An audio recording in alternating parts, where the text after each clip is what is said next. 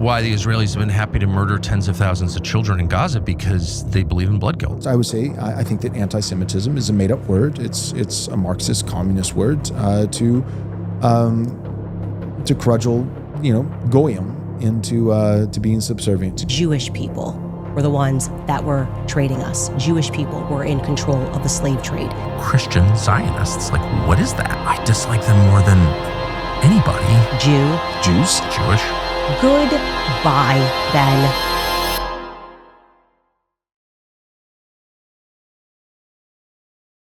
There it is. Welcome into the class, everybody. Should we still bless Israel today? Welcome up, welcome in. This is, as you can see, a rising problem in America and across the world. And the people that you just saw, and a lot more people, it's a growing movement, would say, no, we should not bless Israel today. I think we here at Friends of Israel would disagree with that. And that's what we're going to talk about today. So before we start, I wanted to lay the framework to what we're going to be discussing. The first thing is, who is Israel? What are we even talking about when we talk about Israel? Well, I think if you look at the Bible, this is what Israel has always meant. Descendants of Abraham, Isaac, and Jacob. Through the 12 tribes, all the way to the people we have today. And that's everybody in the world, in the dispersion. And the majority of Jewish people today do indeed live in a nation called Israel. So when we're talking about the Israel today, we got to keep that in mind, that we're talking about biblical Israel, descendants of Abraham. And this is who we're addressing. We are addressing specifically the people in the videos and those that would agree with those people. We want to address their theological position of their view on Israel, show how that is not correct. And we also want to address their, what's the word I have? I wanted to address their unexplainable hatred or obsession with the Jewish people. That's who we're addressing today. And so how this class is going to work is we're going to play videos and we're going to respond to those videos. We have 3 panelists joining us today, and I wanted to introduce them. The first is Ty Perry. He's the field director, I believe, field ministry director up in Michigan. So glad to have you, Ty. Thanks, Gabe. Glad to be here. Yep, Ty's done a lot. He's been in Jewish ministry quite a while, and he has a podcast called the Gesher Podcast.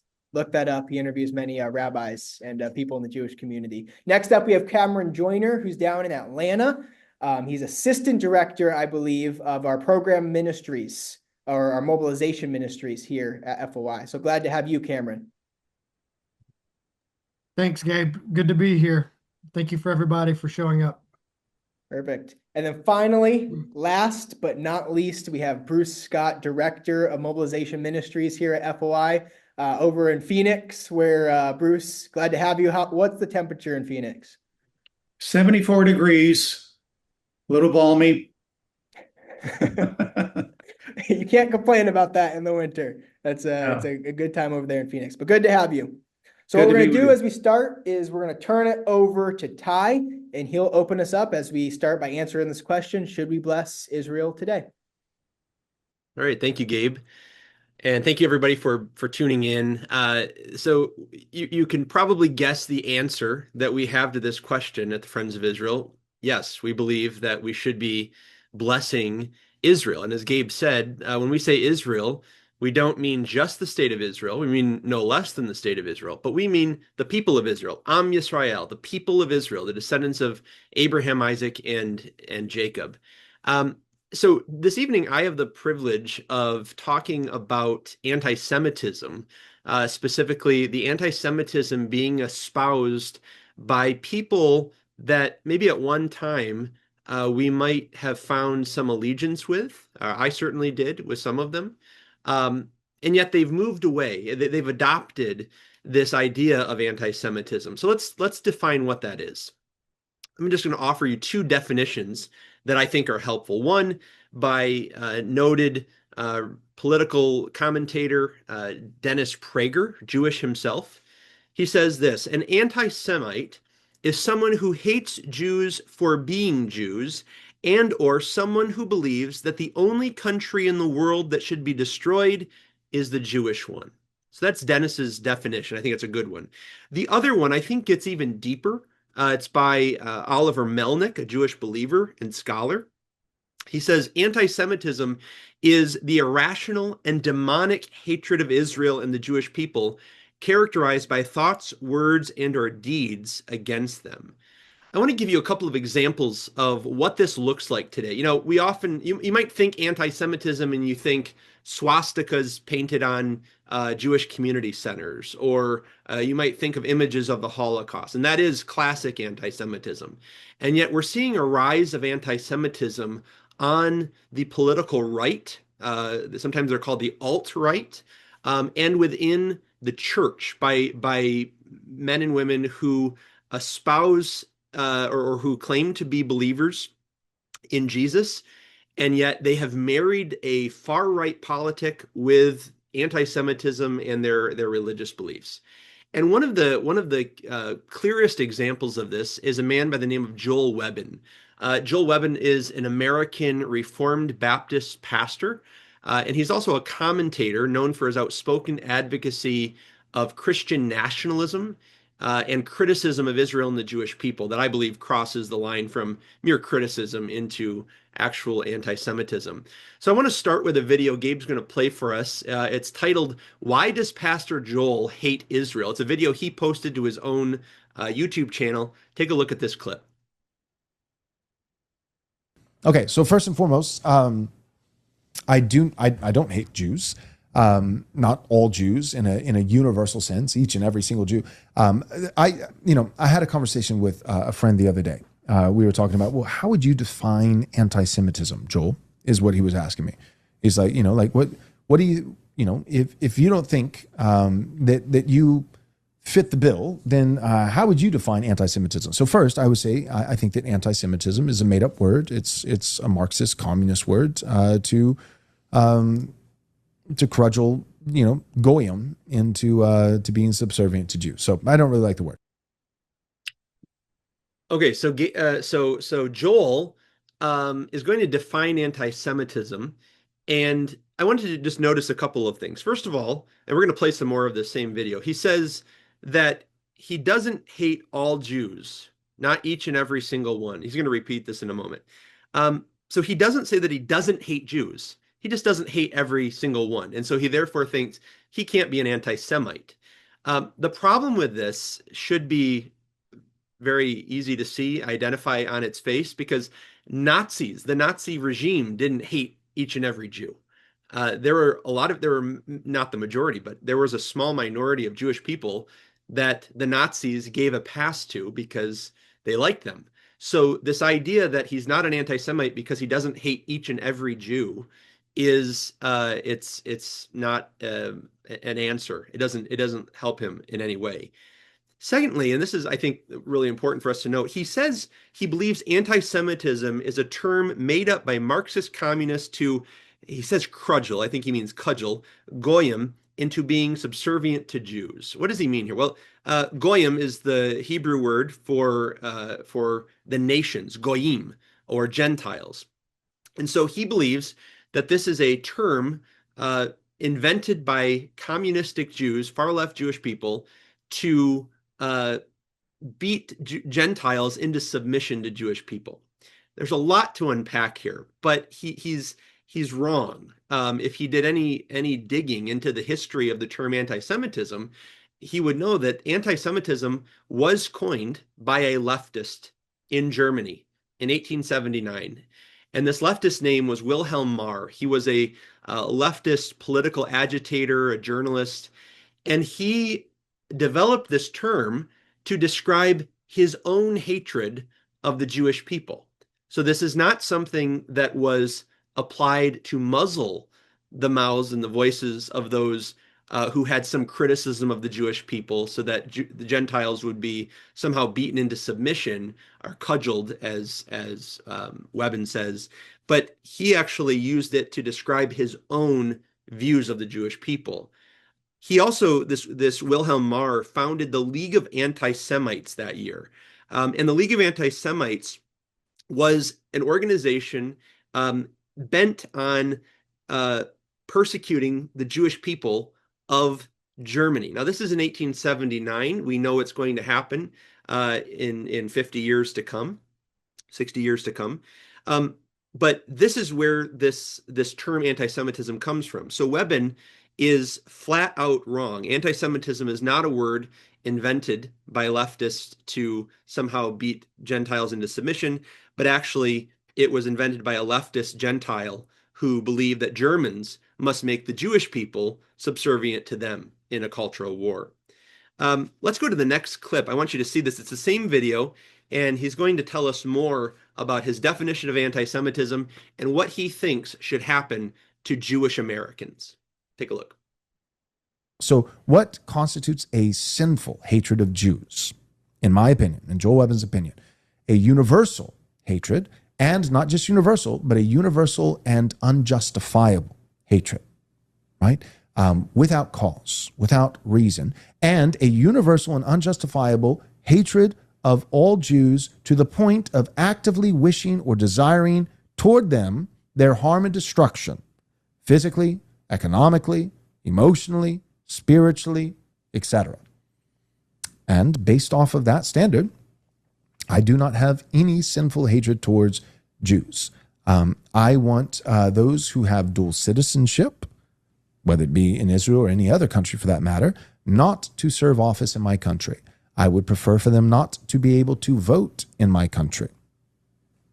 And I would want those who are Jews who are recent transplants from Israel, who have not been in America for multiple generations, likewise, not to be able to vote or hold office in my country.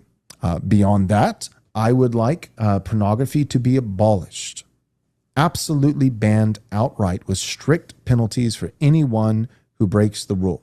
And I acknowledge that that would affect many people, but disproportionately, it would affect Jewish people. I would like exorbitant forms of usury to be abolished with strong penalties, which would affect many people, but disproportionately Jewish people, right? Those are the kinds of things. And then I also would ban mosques, but also synagogues. Absolutely. No false worship in these United States. All right, so that hopefully that shocks you to hear those words coming out of the mouth of a man who claims to be a pastor of a Bible church.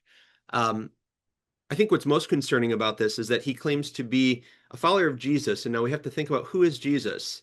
He claimed to be the King of the Jews. He's the Messiah of the Jewish people, of Israel. And yet, who does Joel have an obsessive hatred for? The Jewish people.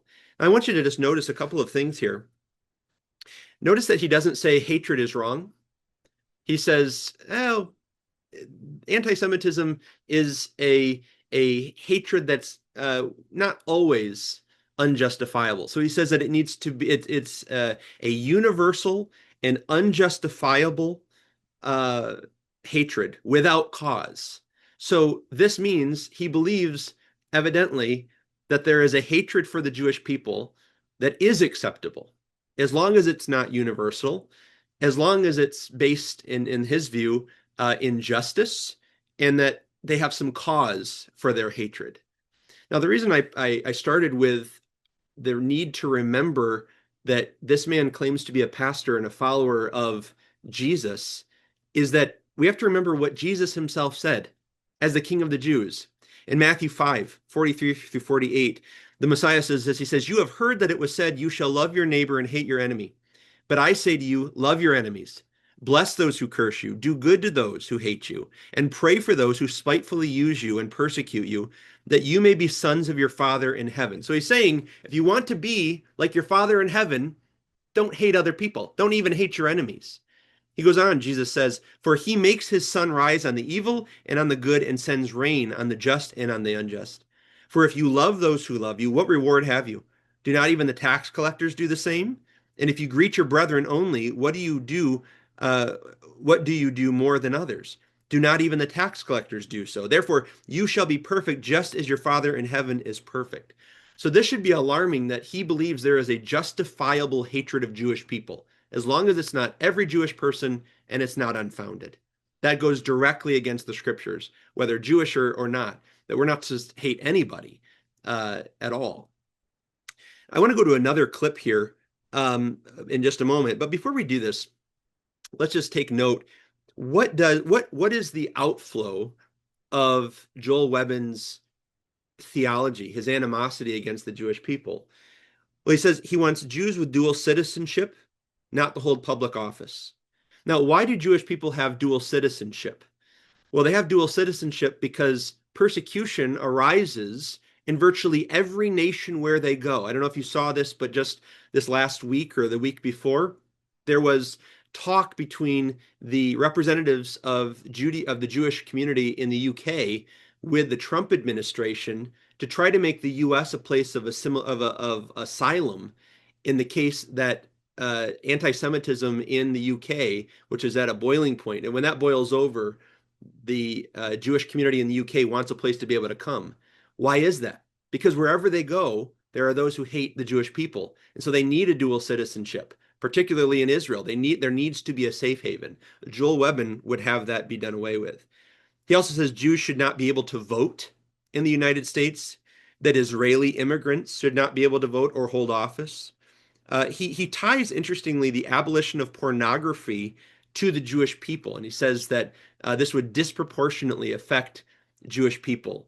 That's a claim anti-Semites make all the time, that the Jewish people somehow are inordinately represented in the pornography industry.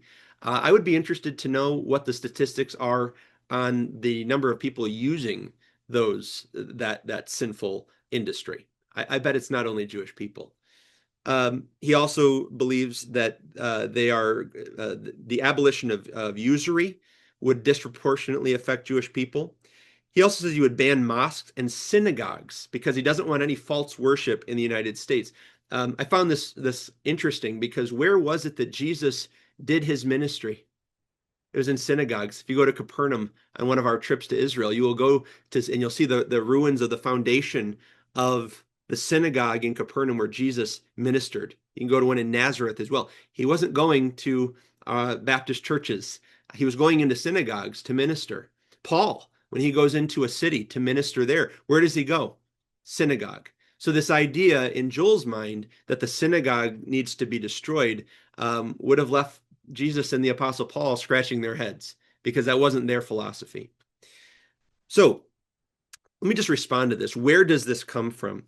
Well, it comes out of an ideology that is often called Christian nationalism. Now, using the term Christian nationalism, it's hard to define it because each person has a different understanding. And there are some definitions. We might say, boy, if that means I'm a Christian who loves my country, then sign me up. But Christian nationalism as a movement has a definition. Dale Partridge is another pastor who is in the same of the same ilk as Joel Webbon. And this is how he defines Christian Zionism, or excuse me, Christian nationalism, which is what Webbon espouses. He says, Christian nationalism is the idea that because all nations belong to Jesus Christ, their governments and peoples should submit to Christ. Now, will there be a day when all nations will be the footstool of the Messiah Jesus? Yes, and we long for that day. But if we think we are in that kingdom right now, I don't know about you, I want out if this is the kingdom. Because what Jesus says, what the scriptures say, is that Jesus will one day rule and reign here on earth from Jerusalem. But right now, according to 1 John 5:19, the whole world lies under the sway of the wicked one. Paul writes in Ephesians 2:2 that Satan is the prince of the power of the air. The world is not Christ in the sense that he is reigning and ruling right now. And so he has a wrong presupposition, and then he builds his whole view of the world, and particularly of the Jewish people, on a faulty understanding of the kingdom. With Webbon's faulty assumption that the kingdom is here, this is called postmillennialism in his case, and that it is the responsibility of the church to make the nations of the world Christian, he then has to advocate the limiting of non-believers, particularly Jewish people. So here's my take on this. Imagine being a congregant in this church that Joel Webbon is the pastor of, and you're hearing anti-Semitic rhetoric all the time from the pulpit, and then you look on his YouTube channels and other media, and you hear this. Imagine if this pastor spent more time faithfully teaching exegetically, expositionally, verse by verse through the Bible, was shepherding his congregation and lovingly sharing the gospel with lost people, instead of trying to persecute the very people God calls the apple of his eye. So instead, he does the very thing that the Apostle Paul warns us against. He warns the Gentile church against this in Romans 11, telling us not to boast against the Jewish people. And that's really what takes up most of Joel Webbon's time in the media. So that's my take. I want to open it up to my fellow panelists, to Bruce, to Cam. What do you think about what we've just seen in Webbon? Well, I'll jump in here first. Joel has said many other things, too many for us to even put in these two classes. One of them that he texted on X on January 14th of this year, 2026, he said the leading cause of anti-Semitism is Jewish behavior. So that is something that is pretty classic anti-Semitic thinking that justifies your hatred. It justifies how you think of Jews, how you treat them. It's because it's their fault. He also has questioned the veracity of the Holocaust, its numbers, its stories of ovens, things like that. And on December 10th of last year, 2025, on his podcast, he was speaking of the Holocaust, and he said, it's because that historical event, the Holocaust, is no mere historical event. It's a religion, it's an ideology, it's a worldview, it's a weaponized bludgeon that has beat generation after generation after generation of white young men into believing that they're not allowed to have a future. And it is time for Holocaustianity, as he called it, that false, wicked, satanic religion of Holocaustianity, to fall and crumble like the idol that it is. So he's not just anti-Semitic, he's also a Holocaust denier. And it's interesting, in November of last year, Yad Vashem, the Holocaust Museum in Israel, the Times of Israel reported that Yad Vashem had reached a milestone. They had actually compiled 5 million names of Jews murdered in the Holocaust, with most of the remaining million names of the total 6 million would likely never be found. So this was quite a milestone, be it people, a pastor like Joel Webbon would deny things like that. Hmm. Yeah. What about you, Cam? Your thoughts? Well, I was just going to say, coming back to what he said about usury and pornography, I mean, like, especially pornography. I mean, we as Christians, I would rejoice at the abolition of pornography. I think what's most disgusting about it is just the scapegoating. You're implying that this is really a Jewish evil only. Well, it's a world evil. It's the product of sin in the world with all people. Same thing with, ripping people off with money. That's not a Jewish problem. That's, everybody. I will say the dual citizenship thing, to hold office, I'm fine with that if you're applying it across the board, which I think he said that. I mean, even Israel, I know there are Jewish people that give up U.S. citizenship to hold office in Israel. So I'm not really going to go there, but to say that dual citizens can't vote, to, get unconstitutional and start trying to ban freedom of religion. I'm not saying mosques shouldn't be monitored, because Islam is more than a religion, it's a political movement. But you notice Judaism isn't a threat to our national security in terms of being a political movement and a religious movement that's trying to take over other people's land. And interestingly, that takes us to the issue in the Middle East anyway. But so I think he's really gone off the rails there with the Christian nationalism, because at the end of the day, then we're a target also. Which churches are you going to allow to stay open? If mosques have to shut down and synagogues have to shut down, well, which brand of Christianity out of the 31 flavors at Baskin Robbins are you going to allow in this country? That's my issue with Christian nationalism. Yeah. So anyway, that's all I have. I appreciate that, guys. I'm looking at the time here. I think Gabe will just do the third video here that I have. So just to set the stage, we're going to switch from talking about Joel Webbon to someone probably with a more higher profile, Candace Owens. So Candace Owens was someone personally I enjoyed watching for several years because when she was with Charlie Kirk on college campuses, I enjoyed seeing her interact with other students, and being an African American woman, she had a unique perspective on some of those issues. She worked for, you may remember, for Ben Shapiro at the Daily Wire for a few years. Then there was a famous falling out between her and Ben, really that revolved around her unwarranted criticism of Israel, calling after October 7th and Israel's invasion of Gaza in response, she called it a genocide. And she and Ben went back and forth. I won't go through all of it right now, but she eventually leaves the Daily Wire. And in 2024, the Jewish advocacy group Stop Anti-Semitism named Candace Owens its Anti-Semite of the Year because she had taken such a turn post October 7th in her view of Israel and her rhetoric toward the Jewish people.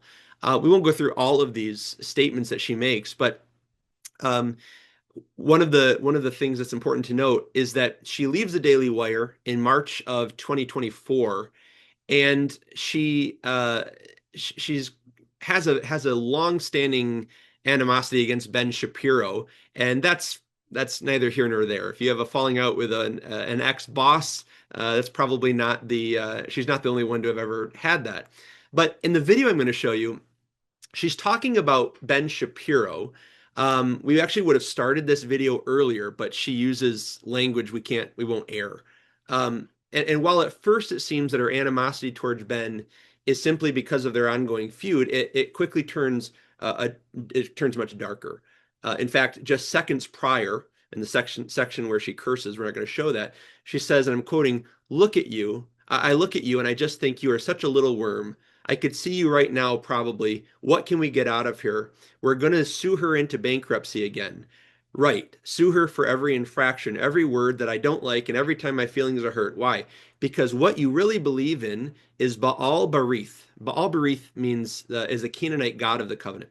And then she says, that's what your people believe in. Oh, so now she's changed from just talking about Ben to now talking about his people, the Jewish people.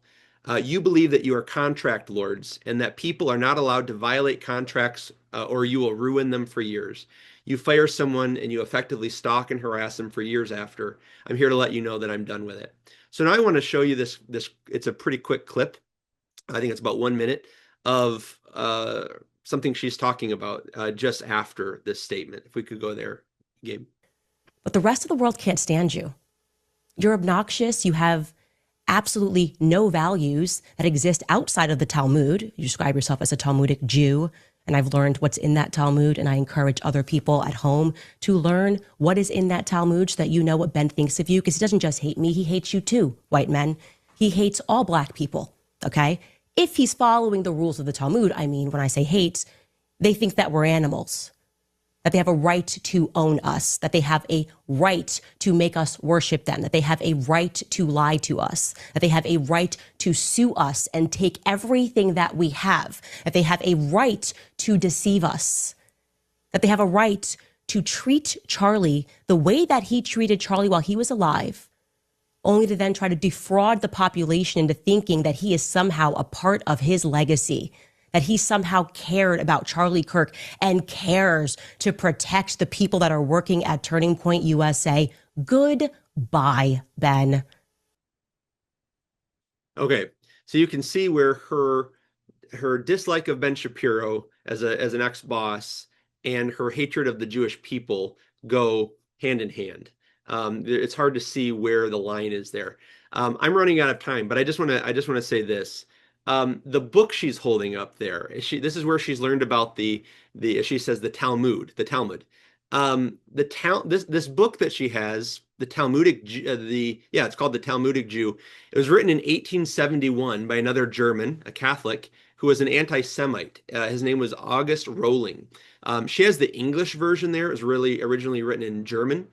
And Rowling believed that the Jewish people practiced ritual murder for religious purposes. This is an ancient libel. It's called the blood libel that is often pinned on the Jewish people.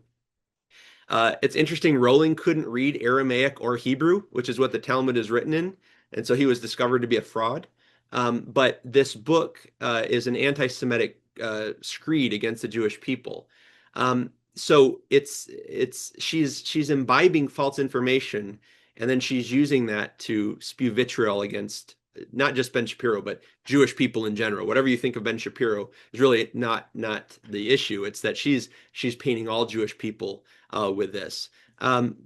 Cam, Bruce, any thoughts here on Candace? There's probably tons we could go into, but with this brief clip, anything you have to say on that? Yeah, I'll just say that a lot of these podcasters, they will go back to the old fraudulent document, the Protocols of the Learned Elders of Zion, which is a document that has been proven to be false, and it really focuses on a conspiracy theory that the Jews are in control of the whole world, etc. But then when you talk back at them and you contradict what they're saying, they say, well, all we're doing is just asking questions. What's wrong with that? Can't we criticize Israel without being called anti-Semitic? And so I would just say there's nothing wrong, of course, with free speech, asking questions, criticizing Israel. Even Israelis do that. So you can criticize Israel and not be anti-Semitic.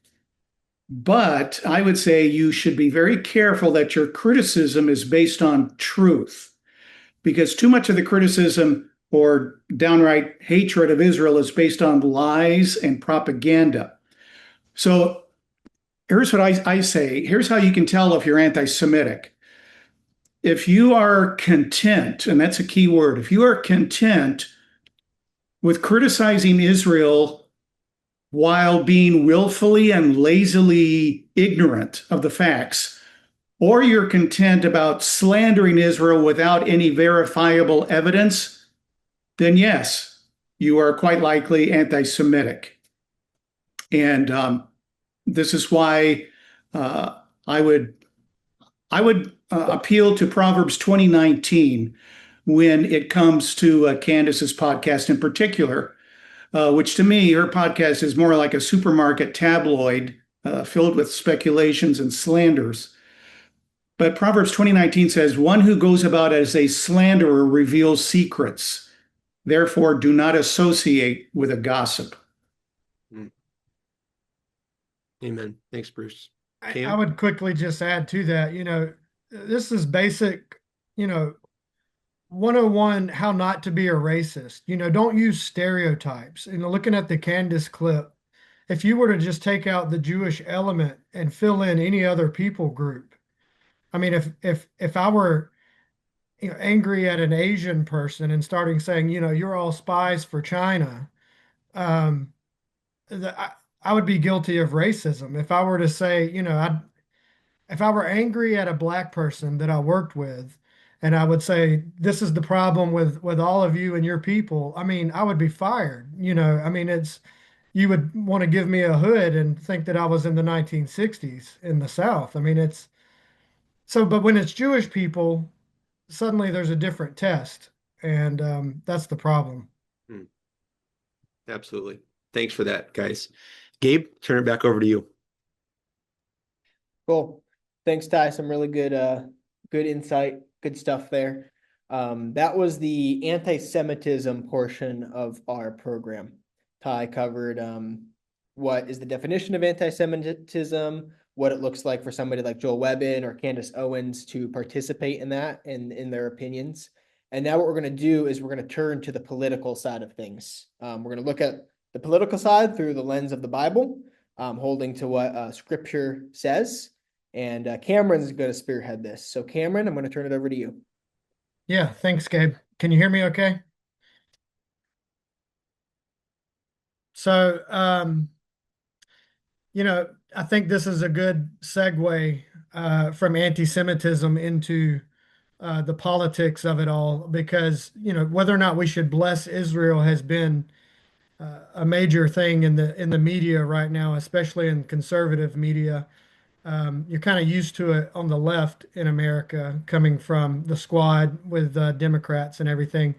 But if you saw the fifth hearing of the Religious Liberty Commission on Monday, this was in the news yesterday, which led to the firing of an avowed anti-Zionist. You may have noted one of the recurring themes of the hearing was something like this: anti-Zionism is anti-Semitism masquerading as political protest. That captures the direction I'd like to take this tonight. We can see now influential voices like Tucker Carlson and Candace Owens translating their personal issues, anti-Semitic views with Israel and the Jewish people, into a political agenda aimed at severing American support for a key ally. So I have a video I want to ask Gabe to play that I kind of introduced Tucker. I'm first going to deal with Tucker, and then we'll talk about Candace a little bit. We've been told for years that Islamic extremists are just a tiny minority within Islam. Foreign Muslims, our leaders have assured us again and again, are no more dangerous than native-born Americans. Probably less dangerous, actually, because native-born Americans are horrible, as they often point out. And yet, according to Politico, young Muslims may spontaneously become violent if they don't get the right kind of imams, even though their faith and culture have nothing to do with violence. Well, it's funny how you never hear the same reasoning applied to other faiths. There is, by the way, a shortage of Episcopal priests in this country. Have you noticed a wave of Episcopalianism terrorism? Has Chuck Schumer demanded we import more Buddhist monks just to make sure young Buddhists don't murder the rest of us? Probably not. Instead, they're telling us what they've always told us: it's completely safe to admit more Muslims into America, and bigoted even to question that assumption. And by the way, if you do question it, Muslim extremists might kill you. TPUSA did a poll during AmFest, or I guess it was after AmFest, and they asked the audience what they considered to be the greatest threat to America. And they did put radical Islam at number one. I'm wondering where you think those sentiments are coming from. I mean, I've heard you say before that this is an op, and that we all know which foreign government it's actually coming from. Which government is it, and can you explain how that operation works? How is it, kind of lured into those? From the Israeli government and its many defenders and informal employees in the United States, of course. And I guess I would just say if that was actually, I don't know how to respond to the poll. I don't know who answered it, but I believe in measuring reality a little more empirically. And I don't know anyone in the United States in the last 24 years who's been killed by radical Islam. What was radicalizing, very shocking and very disturbing for me was the city of Moscow, where I'd never been, the biggest city in Europe, 13 million people. And it is so much nicer than any city in my country. I had no idea. My father spent a lot of time there in the 80s when he worked for the US government and barely had electricity. And now it is so much cleaner and safer and prettier aesthetically. It's architecture, it's food, it's service, than any country, city in the United States that you have to, and this is non-ideological. So just to summarize what we've seen here, Carlson claims to be an America First isolationist, but his actions suggest he simply wants America to choose different international friends. It's just my personal opinion, but I think he sees Russia, as you saw at the end of that video, as a country that the U.S. should model itself after in terms of how a certain brand of Christianity is pushed to shape society. Russia does that, as well as in terms of economic policy and, for our purposes here, foreign policy. He makes the claim that America's foreign policy is purely driven by the Zionist agenda, and he has become selective over the years over who he compliments and who he criticizes. And in this process, it becomes indicative as to the lengths he'll go to disrupt the American-Israeli relationship. Take, for example, Islam. You saw in the video 8 years ago, this was a Tucker Carlson I would have agreed with, that Islam as a religion is dangerous. And now he's done a complete 180, that radical Islam as a threat to America is no longer something that he would agree with. He would say it's an Israeli government psyop. That's the shift. That's what he's willing to say to get us to change our perspective in this country on Israel.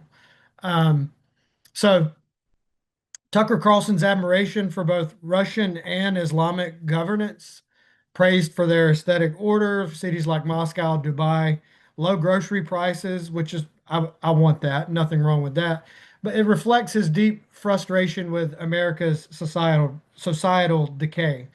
And I'm frustrated with societal decay as well, but choosing different allies um, isn't my answer, my solution for that. Carlson, he admires Russia's unjust use of the Russian Orthodox Church to influence Russian society. They oppress other groups that are not of that church.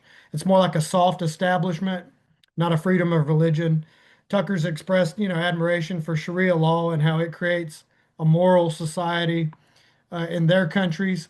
It tips his hand, revealing a similar vision for America based on who he interviews.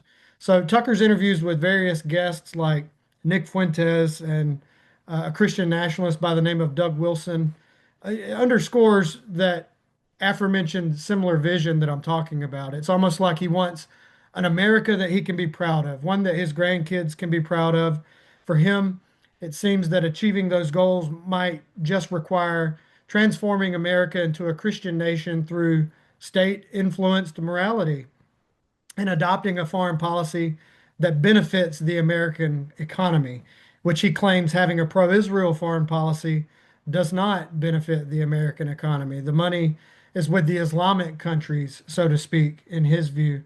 So, what I'm getting at in all of this is that APAC, the American Israel Political Action Council, is an obstacle to Tucker's vision for America. I do think there's an anti-Semitic drive behind it, though. APAC stands in the way of Tucker's vision because, in his view, American Jewry opposes state-influenced morality, which isn't completely true, despite the fact that there are several conservative Jews like Dennis Prager and Ben Shapiro who talk about how they want to see more Americans back in church. But APAC stands in the way because Israel, as a foreign ally, doesn't benefit America with money, and which is again factually incorrect. And then Christian Zionism becomes a target with Tucker because Christian Zionists in this country, evangelicals, even who wouldn't identify as Christian Zionists, the evangelical community is seen as an obstacle for Tucker with his political motivations because they undergird AIPAC's cause as well. So I have another video I want to play here that illustrates that. And I've known them all. George W. Bush, like Karl Rove. I mean, all people I know personally who I've seen like be seized by this brain virus, and they're not Jewish. Most of them are self-described Christians, and then the Christian Zionists who are, well, Christian Zionists. Like, what is that? Right. And I can just say for myself, I dislike them more than anybody. Because like what?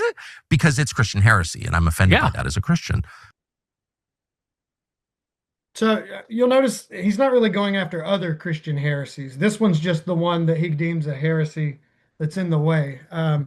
So thinking strategically, I mean, we can all do the math here. If we wanted to ruin America's relationship with Israel, I would have to attack the biblically held convictions of evangelicals. And this explains what Tucker has been doing, who he's been promoting on his show. He utilizes specific guests like Mother Isaac, Mother Stephanopoulos. These are people who would sow doubt among American evangelicals, creating a false dichotomy between supporting the gospel and supporting the state of Israel. Look, if you read our magazine, Israel My Glory, you know that you can, share the gospel and still support the state of Israel, or support at least the idea that the Jewish people have a right to live in their homeland, even if you disagree with the government of Israel. So, and I also want to note that the theology of Tucker's guests a lot of time is heretical as well. I mean, Christian Palestinianism is a type of liberation theology that's not so much focused on the gospel as it is a social gospel. Or, there are even Christian Palestinians who outright reject half of the Bible, the Old Testament, what the Jewish people call the Tanakh, because they see it as too Jewish centered. They don't trust that it's scripture. So, if you want to talk about heresy, there's things we could complain about, but the most common thing with Christian Palestinianism is they use a hermeneutic to de-Zionize the text, take the Jewishness out of it, and outright reject much of the Old Testament. And you're promoting a false narrative then, um, that we can't sustain. Our hermeneutic at the Friends of Israel is a plain sense teaching of the Word of God from Scripture. And if you follow that, you're going to come away with that this is the land God gave the Jewish people. But the last point I want to make about Tucker is that he promotes a false narrative that Christianity in Israel is in danger. And I'll come back to that in a minute. Ty hinted on this earlier, so I won't belabor the point. I talked about it a little bit in the comments, but Christian nationalism, on the surface, it sounds good when I, as a Christian, say, we need to take back our country and make this country a Christian nation through legislation. Well, the reason that's unconstitutional is because which version of Christianity are you going to legislate?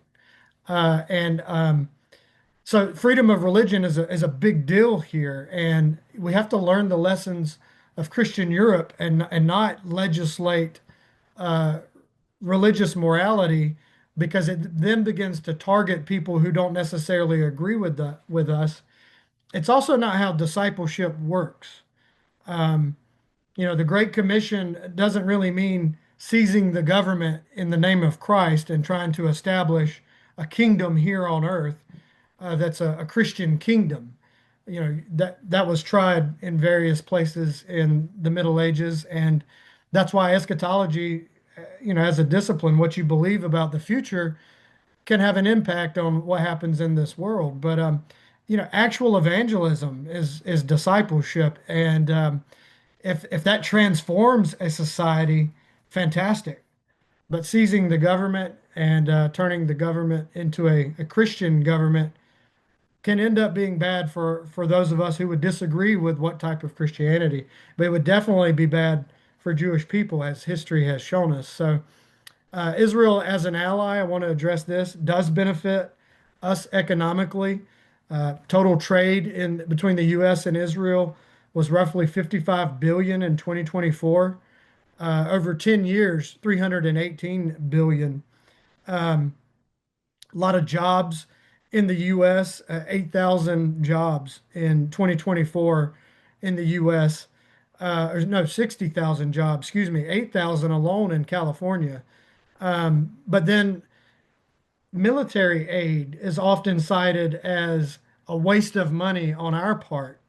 3.3 billion we give in military aid to Israel. Guess what? By 2028, that money has to be spent in America. The money we give Israel for military aid benefits us economically in how they use the money. That part gets left out by a lot of the people who want to sever our relationship with Israel. So, also, Christianity is not in danger in Israel. The Central Bureau of Statistics in Israel has recorded growth in Israel over the last 5 years with the Christian population. The Israeli government works to be a safe haven for Christians in the region as the only democracy in the Middle East. Religious sites in Israel it's enshrined in law in Israel that the Christian, Jewish, and Muslim sites must be protected. You can't desecrate these holy places. You can't violate the sanctity of these holy places or obstruct access to these holy places. I mean, it really is quite something. It's one of the strongest legal protections for religious sites in the entire Middle East. And yet somehow Israel's the bad guy. So before I get to Candace, I want to take a minute to give my colleagues on the panel an opportunity to maybe respond to some of the things I'm saying. Well, I'll just jump in here with Tucker. What he said about the condition of Christians and believers in Israel. On December 9th of 2025, he was talking about Israel's war against Hamas. And he said, because Israel has blown up 2 churches in Gaza and killed people in the churches. Oh, it was an accident. Oh, really? You have the technology to put bombs in people's pagers, but you accidentally blew up 2 churches. He said it was not an accident. They did it on purpose. They killed a lot of Christians on purpose. Now, that's quite a claim without any substantiating evidence for it. Yeah. And as far as Israel being an ally, Israel is the only true democracy in the Middle East, and it's the United States' best friend, having voted with the United States in the United Nations 92% of the time, more than any other nation since the year 2000. And even Mike Pompeo, the former Secretary of State, said on December 28th of last year, he said, I can't tell you how many American lives were saved by really good Israeli intelligence. Yeah. So Israel's a great ally. An Israeli vice president of the Israeli think tank, Mind Israel, said Israel is the only partner that delivers to the United States a 400% return on investment without asking for a single American soldier. Wow. Thank you for that, Bruce. Yeah. Yeah, I think really quickly, it's interesting when you listen to Carlson and others kind of on that alt-right. There's really they're woke. They're woke just like the left is, in the sense that the left is looking at everything through a lens of systemic racism, critical theory. You have oppressed and oppressor. Usually it's people of color versus white men. Whereas on the right, they do the same thing. And the far right, they're looking at everything they want to explain politically through the lens of systemic conspiracy. And at the end of the day, on both the left, who does it come down to? Who's the ultimate one to be blamed? The state of Israel. And on the right, who is to be blamed? Jews in the state of Israel. And so they call this the horseshoe effect. So it's one of those strange realities that these two opposing poles are very, very similar in how they view the world. Yeah, very good. Thank you. You guys got me thinking as you were talking. It's always been telling to me in the last 3 years, since October 7th, almost 3 years, coming up this year. The son of Hamas, the one they call the Green Prince, Mossab Hassan Yosef, his father co-founded Hamas. He's out there risking his life, talking about Israel as the only democracy in the Middle East, providing great intel and saving lives. If he's not demonizing Israel, that says a lot. It should say a lot to the people like Tucker, who would say that Islam is a better friend, something he used to not say, a 180-degree shift from where he was 8 years ago. Anyway, we could go on. I'm not going to be able to barely scratch the surface tonight, but talking about Candace Owens for a minute. Ty, you mentioned this in your last comment. That's her shtick, is conspiracy theories, and sort of an American last narrative.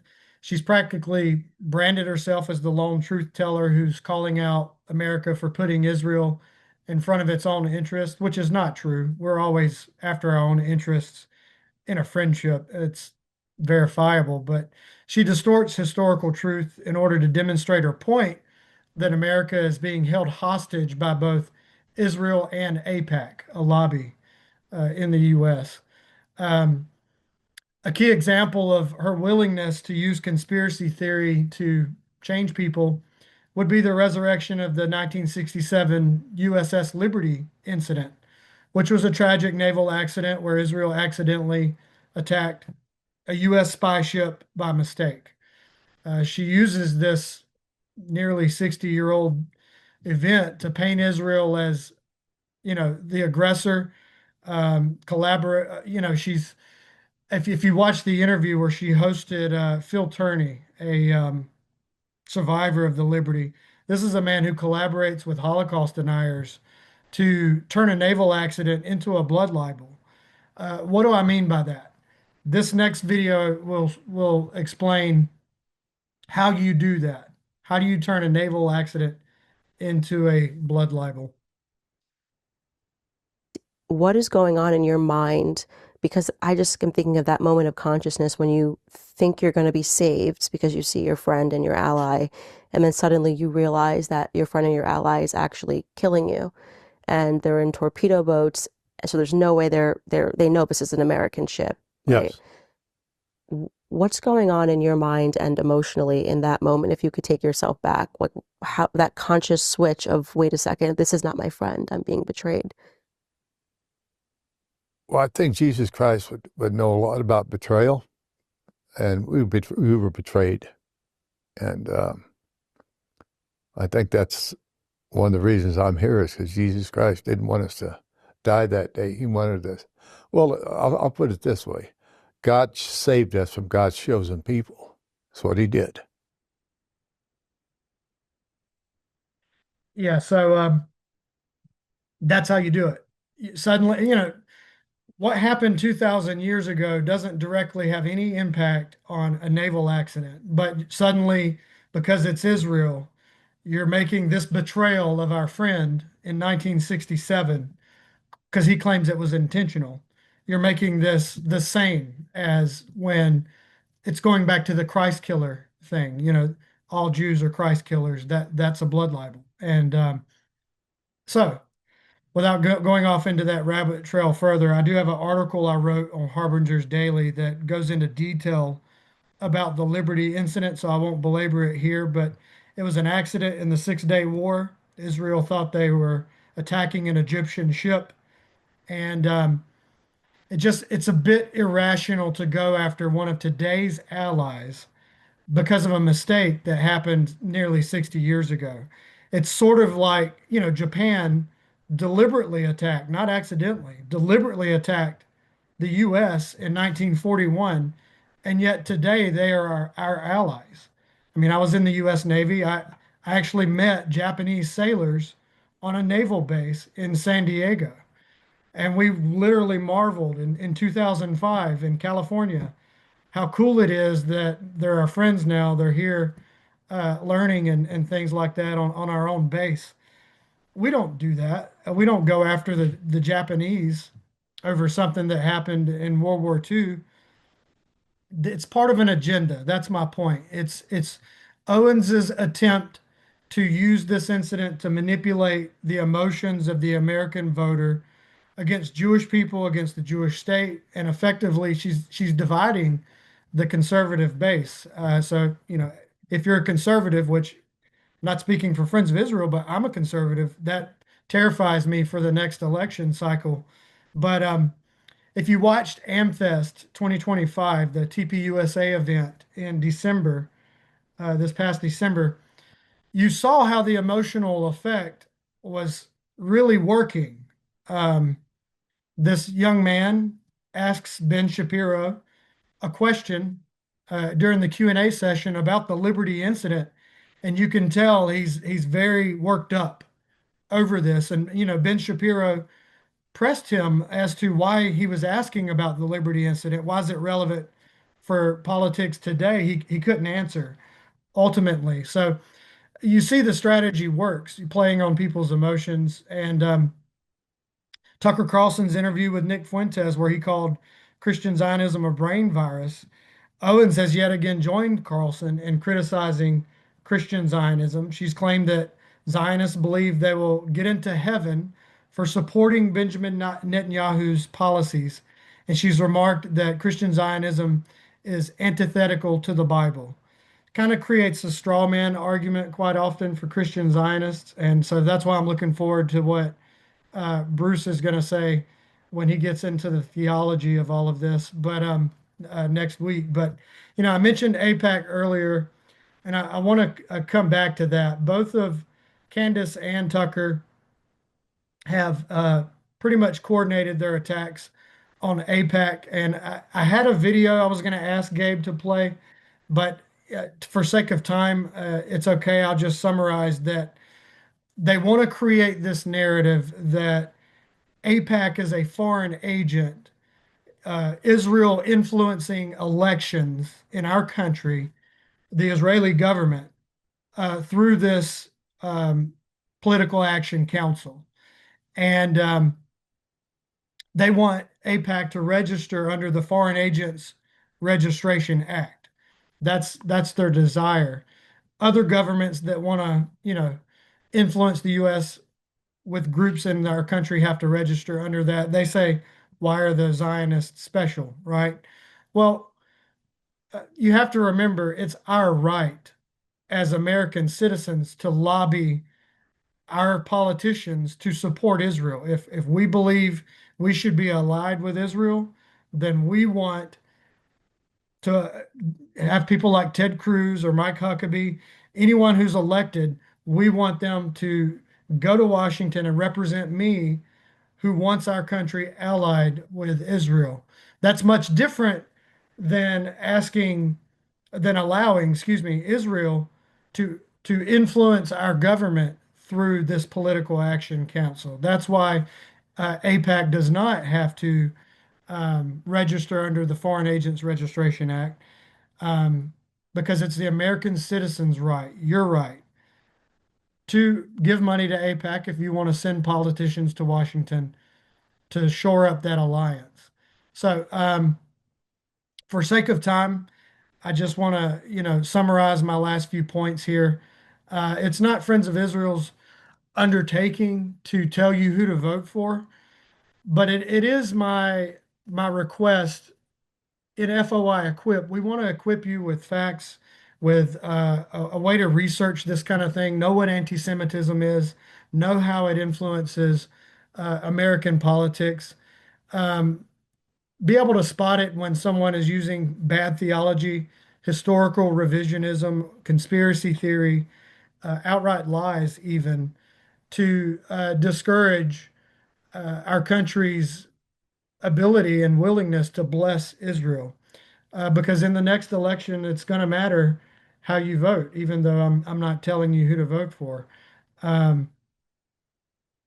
Owens has charged on multiple occasions that the Kennedy assassination, again, going back to conspiracy theory, was orchestrated by Israel so that AIPAC did not have to register under FARA.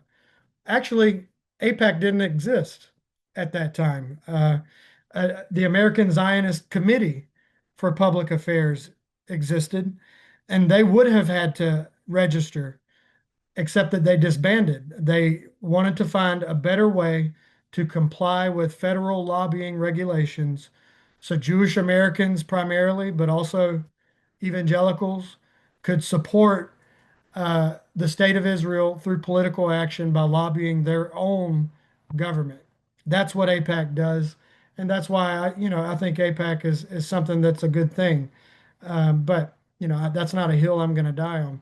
So at the end of the day, this next election, my prayer is that we would have discernment when we go to the polls and really think about what the Bible teaches. Bruce is going to get into that.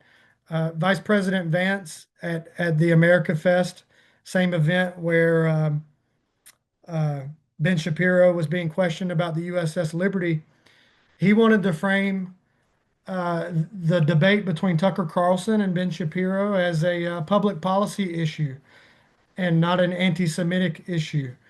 Well, going back to where I started about anti-Zionism being anti-Semitism, if you're saying that the Jewish people do not have a right to their biblical land, but you're not really criticizing any other group's right to have a state, then that is anti-Semitic. And so there's a nuance there as to how that works. But then again, thinking about what Vice President Vance said, if it's just a foreign policy issue and not anti-Semitism, how did Assyria's foreign policy work out for them about Israel, or Babylon's foreign policy towards Israel? How did that work out for them? God used them to judge his people, but at the same time, he judged them for going against his people. You could read about that in Isaiah and other places. So, Bible prophecy, literally taken, predicts a geopolitical scenario where the world's nations have isolated Israel. And I hope and pray that the America First movement of Carlson and Owens, with all the anti-Semitic views that motivate it, I hope that's not where we're heading right now. Only God knows. We're not date setters. But as Dennis Prager would say, does America First have to mean America only? If I'm taking an oxygen mask mentality like on a commercial aircraft where, we've got to get our domestic affairs in order before we can help other nations, well, that's fine. But it doesn't mean we have to leave the only democracy in the Middle East uh, to be wiped out to face existential threats alone, especially when we do know what Scripture says about being a blessing to the Jewish people. So my allegiance to my country, and I'm speaking for myself, can't lead me to a place where I oppose the very people and nation that the Jewish King Messiah, Jesus Yeshua, will someday return to, revolutionizing the geopolitical order. He's not going to reign from Washington, D.C. America is not the new Israel. It can't be an idol. I have to remember America's place in God's plan and that we're sojourners here on this earth primarily to share the gospel. And, one day the Messiah will come and reign from Jerusalem. And I look forward to that day. But I want to invite Bruce and Ty to respond. I know I've said a lot and I probably went over my time. But thank you for your patience. And thank you for coming tonight. Yeah, I just want to say up front that I really appreciate the research that Cameron and Ty both have done, what they shared tonight. This is an example of what we were talking about earlier. And Cameron just mentioned it, the importance of being discerning Christians and not just taking things at face value. For example, Candace Owens said on December 19th of last year, she says she's definitely starting to think in a major way that Israel's got something to do with killing Charlie Kirk, end quote. Okay, so as a Christian, do you just automatically accept that? Or do you say, okay, that's a slanderous accusation without anything behind it? You got to do your research. And then, we talked about Joel Webbon when Ty was talking, and I'll talk more about him next week. He said this on January 5th of this year, 2026. He said, and here's the thing about the modern state of Israel. On pretty much a 24-hour, 7-day-a-week basis, they are doing everything they can to anger every nation on the planet, picking fights, starting wars, going into other countries. Now, if you just hear that and you don't try to be discerning, you're just going to say, wow, Israel's bad. Everything that he said there is absolutely the opposite. Israel does not go into the nations around them picking fights. They're the ones that are defending themselves. And if you just take a little bit of time to research that, you'll see that. So we need to be discerning. Yeah, I agree, Bruce. I won't say much more, except I think this comes back to really Oliver Melnick's definition of anti-Semitism, which is bleeding into all of these discussions. And that is that it's an irrational demonic hatred of Israel and the Jewish people. It doesn't make sense to pick on one of the smallest countries in the world, the only Jewish one, and to say this is the source of all of our political problems. And yet that's reality. That is what's happening. And so one of my IJS professors, Institute of Jewish Studies professors years ago said, when you see something that just defies any explanation, instead of coming up with a conspiracy, maybe understand who is the prince of the power of the air. It's Satan. And so we need to understand it that way. So thanks for all that, Cam. That was fantastic. Yeah, my pleasure. I just want to say as a voter, I have a friend who's a Holocaust survivor. I think you guys do as well. He says this reminds him of 1930s Germany in our country. And me as a voter, I've often thought about what would I do if I were in the 1930s? Well, I can't do anything about that. What I can do is speak up now as a voter. We want to create an environment in our country where people have freedom of worship, they have religious freedom, and we can have conversations about salvation without my Jewish friends having to fear for their lives. I think that's why the political conversation has to happen, even though we're a gospel ministry. Cool. There it is. For those listening later on YouTube and the podcast, tune in for the next episode. See you next time.